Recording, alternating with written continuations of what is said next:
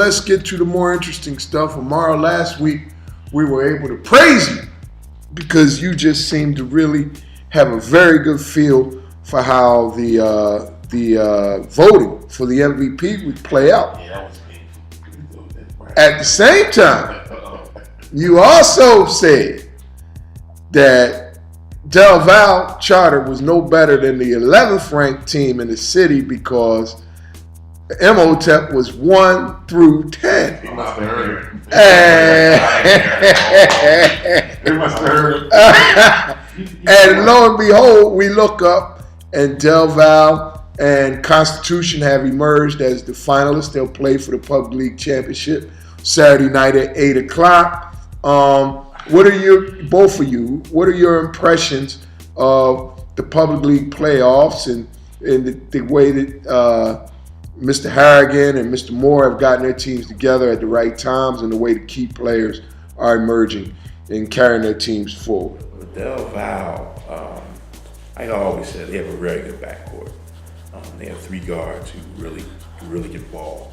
And then they got 3-4 good role players who come in. What are the names? I know Antoine Butler, two main guards. Samaj Motley or Motley? Yeah, Motley and Butler. Motley's a senior who plays like a senior.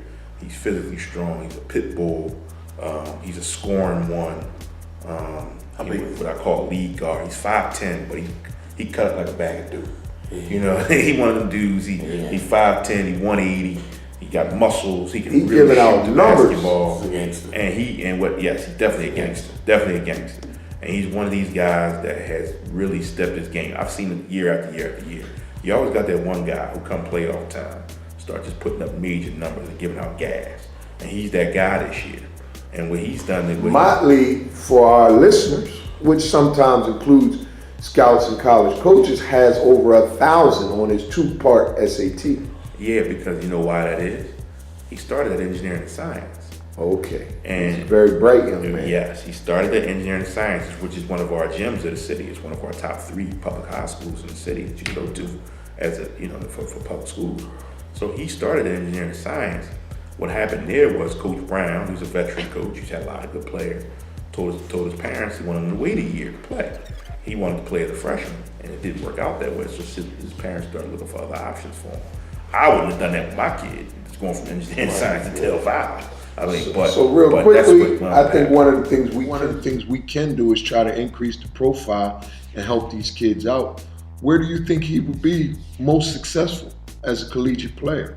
CIAA. I mean, with depending on his grades, with his SAT score, this kid could get an academic scholarship. If I'm Lincoln University, and I know this is near and dear to our hosts here. If I am Lincoln University, perfect fit. I am laying in this kid's bed because I need him. If I'm going down near the Shaw, if I'm going down near the Bowie, if I'm going down near the Smith, I'm going down near the Union, I'm going down to play all these top flight players because you know what CIAA really is. That's like mid-major Division I basketball. Yes, it is. They get a lot of transfers back. But let me ask you a question. He impressively took apart one of the highest rated junior guards that we've had in a long time. So, and I've been hearing sniffs that kid might be high major, mid major. Why? What's the difference between them two? Well, here's the deal. Motley's profile and the fact that he didn't play real AAU basketball. Mm-hmm. Never? He hasn't been on the Nah, he wasn't on nobody. He kind of like played for like mom and pop joint, but I don't think he played. When I say real AAU basketball, he didn't really play with anybody. He wasn't on none of the sneaker company teams, and because of that, or at the right time. I mean, obviously, yeah, he could take a leap of faith and go to a prep school and see what happens. Sometimes that's not always a good idea for a 5'10" guard. It can get expensive. It can get very expensive for a 5'10" guard from the bet on himself. Mm-hmm. So he's in. How about those junior colleges? With the merger with a 10 plus SAT. Well, I'm just saying, he only has to go for 1 year. You only got to go 1 year. He only does have to go 1 year. Sometimes I wouldn't recommend it, but here's the deal with that. It does make him attractive to college coaches. A lot of times, a lot of schools, when they recruit JCs, they frown upon the fact they only got him for 2 years. But when they get a kid, they can have for 3 years with 3 years of eligibility. That makes them more attractive at their JC year. Now, with the 1040 SAT, that's a hard sell. I think it's higher than that. It's a hard sell for a parent. But what I'm saying is, I'm just using this contrast, and I'm not knocking Rod Russell. I'm just using it to try to enhance the profile. Because what use is it? I play against the best. I do great against them, but then I gotta accept nothing.